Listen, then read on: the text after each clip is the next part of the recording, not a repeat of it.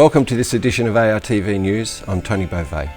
In this show, Possum Magic from the Monkey Bar Theatre Company, the film screening of Dreyfus Drei, the Grinning Man, the beauty of art, the Vineyard story, and ARTV Magazine with Morgan Ray. The Art Gallery of Ballarat presents Nan Goldin, the Ballad of Sexual Dependency. The exhibition is on loan from the National Gallery of Australia and will make its Victorian debut in Ballarat as part of Photo 2024, a statewide international photo festival, whose work explores subcultures, moments of intimacy, the impacts of HIV/AIDS and opioid epidemics on her communities, and photography as a tool for social activism. Goldin's work is always born out of her own experience, and her deeply personal and candid portraiture acts as a visual autobiography. See the website for further details. The Jackman Gallery is currently exhibiting the work of Daryl Hall, whose work falls under the notion of gaudy art, characterised by a new ugliness. Drawing on elements of popular culture, it appeals instantly to the masses through the everyday iconology depicted. In a stylistic fusion with popular culture, Hall weaves a pervasive sense of parody throughout his narrative, shedding light on societal situations and consumerism. The incorporation of comic strip compositional elements serves as a poignant echo of pop culture considerations. Through his work, Hall delves into the intricate interweaving of Western products into the very fabric of our daily lives. Check out the website for further details. Last month, Linda New Art launched the Mirage exhibition, which is the work of Aaron Christopher Rees. Step into the mesmerising world of Mirage, where the Linden atrium spaces undergo a remarkable transformation, bathed in a captivating red spectrum of light, skillfully crafted using photographic filters. This immersive encounter challenges the viewer's perception, as the biological response to the red light reshapes their visual experience within the space. Aaron Christopher Rees enhances the ambience with a collection of site-specific darkroom prints that are tailored to respond to the unique qualities of the atrium. Renowned for his avant-garde contributions to photography and moving image, Aaron Christopher Rees brings his innovative artistry to life in the heart of Melbourne. See the website for further details. The St Kilda Film Festival is back in June and it's bigger than ever. The St Kilda Film Festival stands as the definitive showcase of the Australian short film industry, presenting a diverse array of short films from across the nation. Complementing this, the festival offers a robust program featuring international showcases, special screenings and events. Moreover, it hosts Australia's most extensive free filmmaker development program. The festival also supports youth filmmakers and incorporates the under-the-radar short film competition into the festival program. Be sure to check out the website for further details. Monkey Bar Theatre Company is bringing the magical stage adaptation of Mem Fox and Julie Vivar's Possum Magic to the Geelong Arts Centre and Monash Performing Arts Centre. Possum Magic, a timeless favourite among young readers, continues to enchant generation after generation. This magical production has already captivated over 170,000 audience members throughout Australia. With mesmerising magic, captivating puppetry and original music, Monkey Bar's award-winning team has skillfully transformed the whimsical world of the book into an exhilarating live experience tailored for audiences aged 3 to 8 and their families.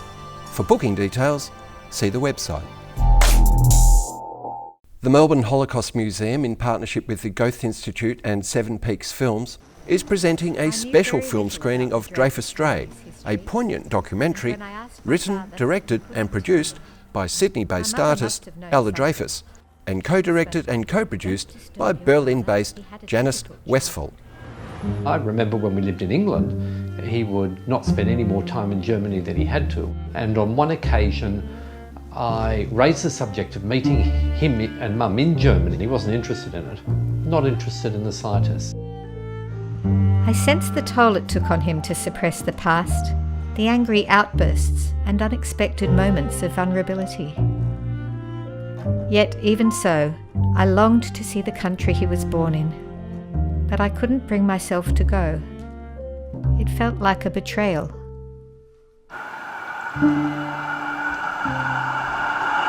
There was this transport available for children to come to Australia. and Kindertransport. The only one. I think one of the things that is interesting about this family is that we are as German as we decide to be. Saying come back on your own terms, or don't, here's a passport. Face the fact your father didn't return. Which is the reason I didn't return. When I was 16, I stopped going to synagogue with you because you disapproved of my boyfriend. Don't you know I'm bleeding inside? Why did I feel ashamed of being part German? It wasn't my trauma. For more information and booking details, visit the website.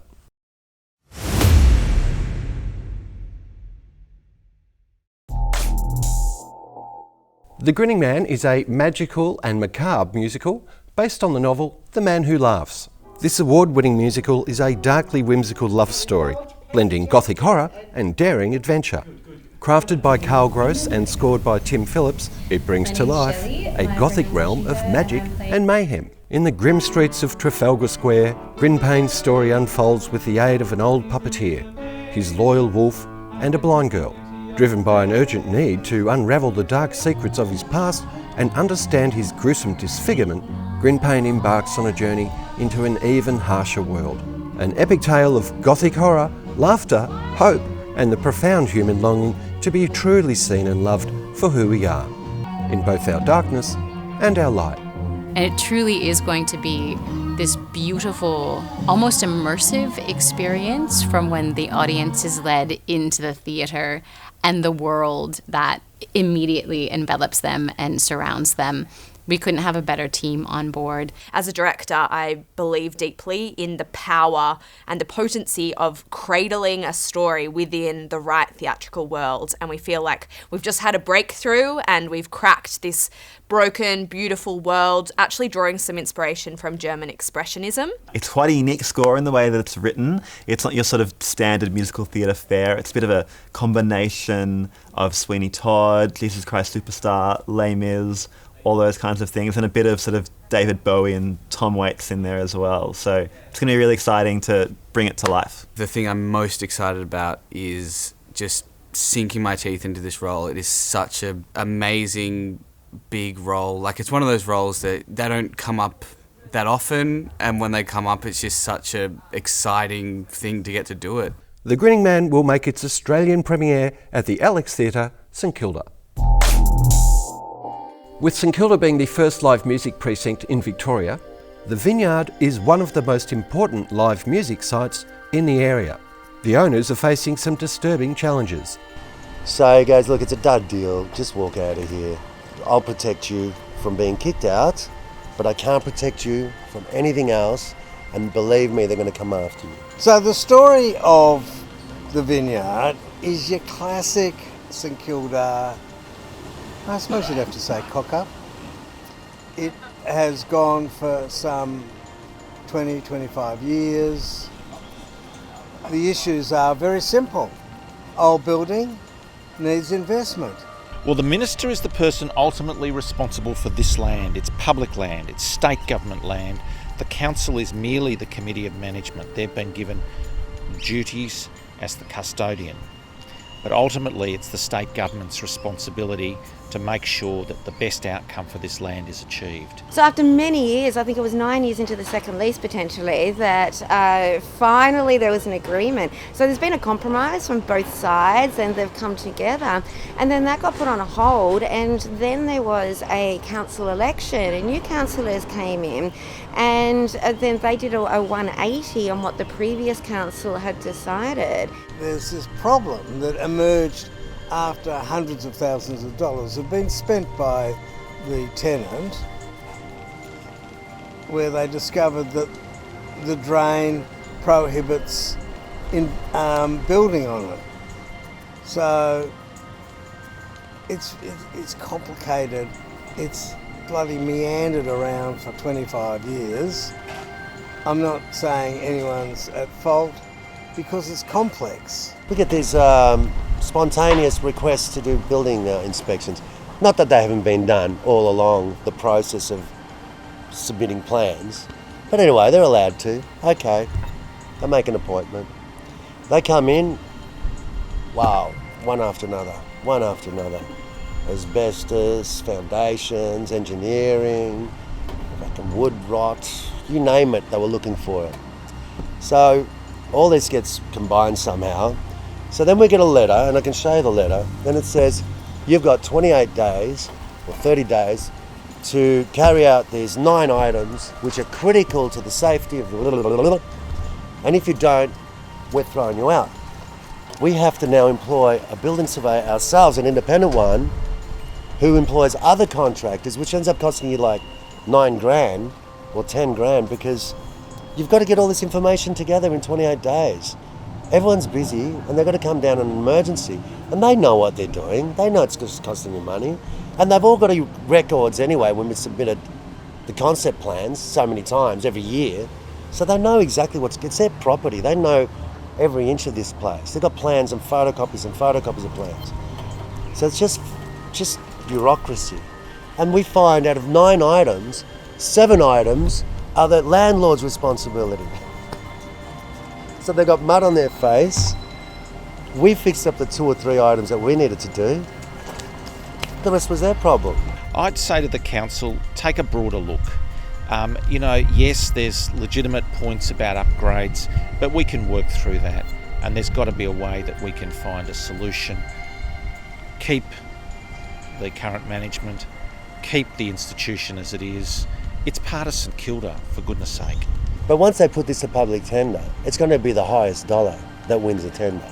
And it ain't going to be a couple of brothers that want to work at 3 o'clock in the morning picking up glasses. It's going to be a multinational. It's going to be the biggest dollar's going to win. And they'll say we need a live music component. Just like the SB, they've got a live music component. That was part of their thing. But what have they done? They chucked it in the basement. Now, I love the SB. I think that's a great job. But there is no real live music component. Like, it's not part of the community anymore. I can't think of a better outcome than the Vineyard going forward with Johnny.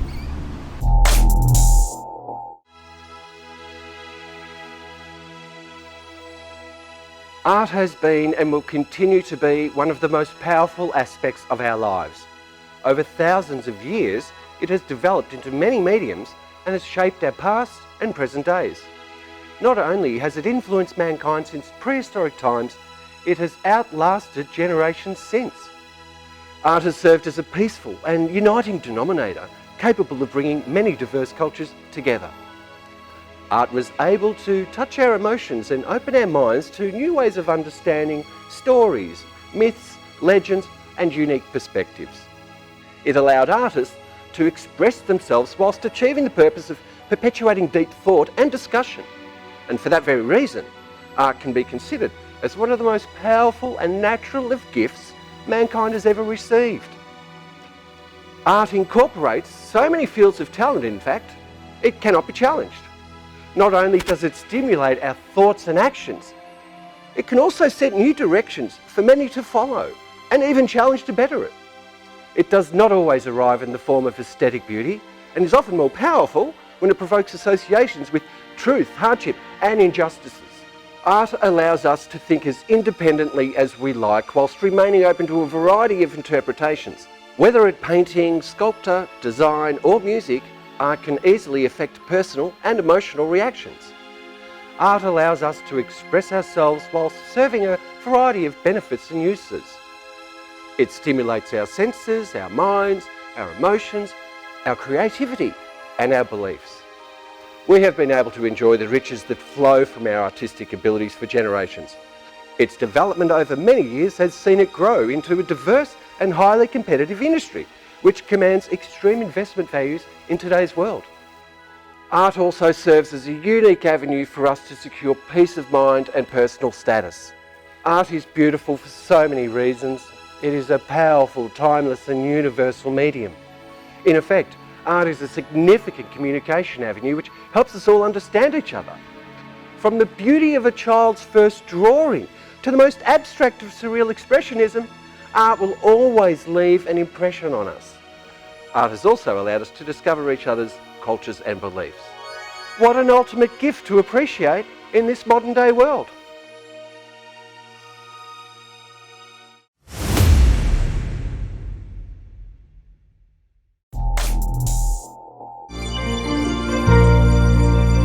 On today's episode, we have Qing Zhang of Choose Arts, who every Sunday is at the Esplanade Market in St. Kilda, Melbourne, selling her watercolor works of art.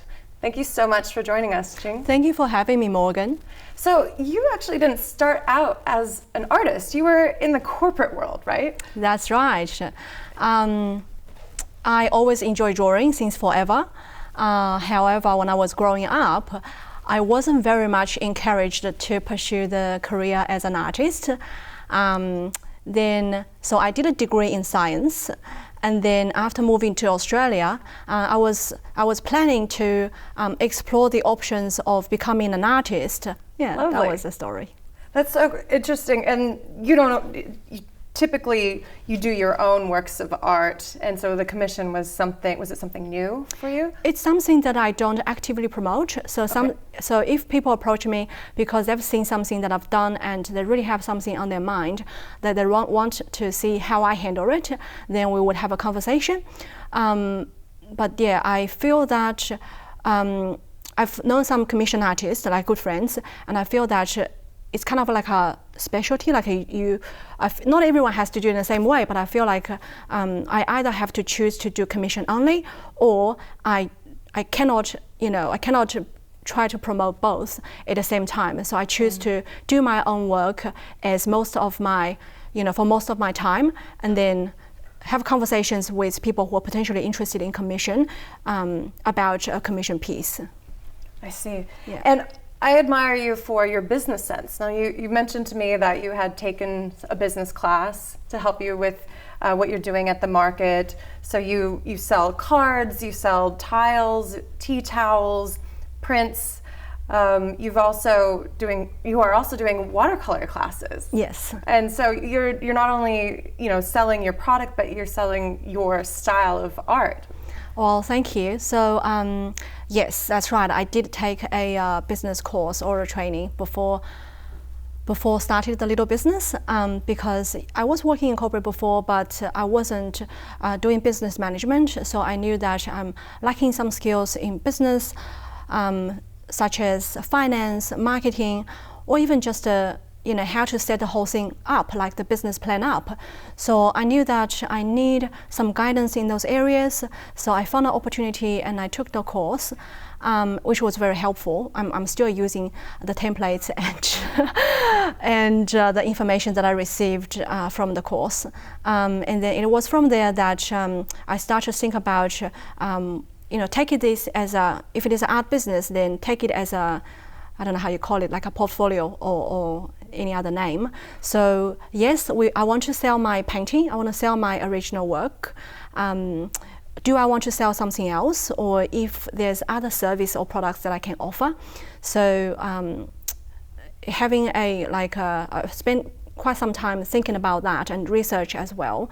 And then I decided that it might be, at this stage of my career, it might be a good idea for me to sell more than my original painting, but also homeware or stationery made from my original painting, and try to have shows in a gallery, but also find some other channels just to try to create more opportunities for others to see me as an artist. And thinking about teaching, usually people will be like, who am I to teach? You will feel very humbled by the very thought. But then I think someone explained something to me that makes a lot of sense. It's like, yes, you may think that you yourself are not that advanced yet, but there will always be people who are just starting out or who are just behind you. So then they may want to appreciate receiving some guidance from you. So don't feel too humble about that. So then I thought, okay, probably I can do that. And at the moment, I'm actually teaching 2 classes, and I'm really, really enjoying it. And from the feedback that I got from the participants, they enjoyed it very much as well. So, well, thanks to the person who kind of encouraged me to, give more thoughts into teaching watercolor when I didn't feel the confidence myself. Oh, I mean, that's strong advice for anyone, I would think. Yeah, so. yeah. And you do a little bit more than just watercolor. Right behind us, we have a lovely animation that you created. And then you also sent over some mirror work. Can you speak to some of these pieces? Yes. So this animation was done in Photoshop. It was a part of actually, it was from a while ago when I was still in art school. So we were learning Photoshop, and one of the module was about, I think this is called stop motion. Hope I got it right, otherwise my teacher will be so upset with me. No one's quizzing you here, don't worry. Yes, and then I incorporated my interest in birds, like native birds, penguins and all that, into, and then also my academic background, which was environmental science, by the way. So then, well, the reason that I studied environmental science, not just because I wasn't able to choose art, but also I was interested in environmental science. So kind of merging these two together, I created this little video about fairy penguin. So enjoyed that very much. And the other piece that you just mentioned, the mirror thing, it was an installation that I did a couple of years ago. Again, that was before COVID. So that was in a town, really, really remote little town called Natimak, about 500k or 400k away from Melbourne.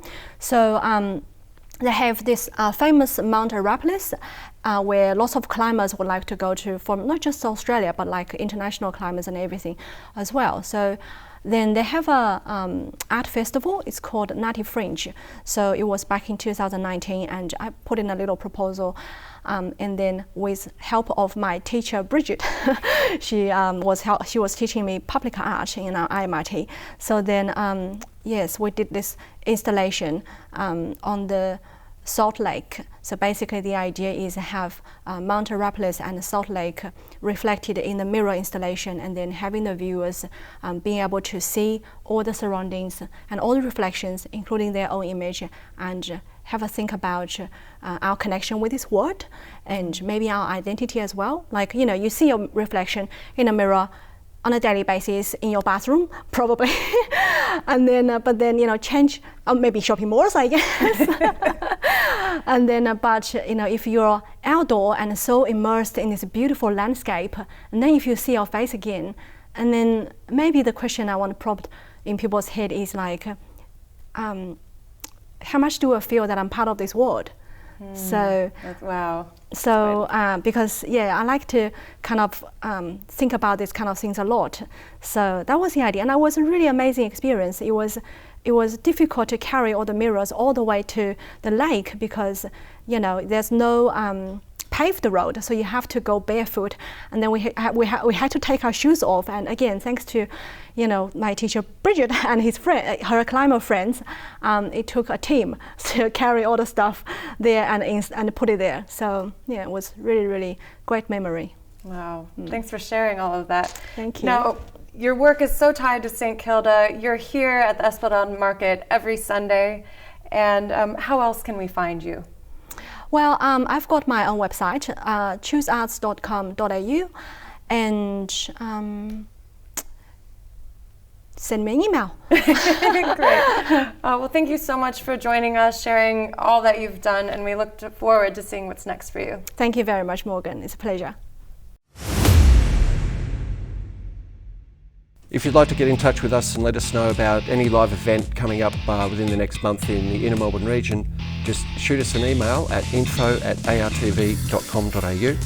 Thanks so much for watching. We'll see you next time.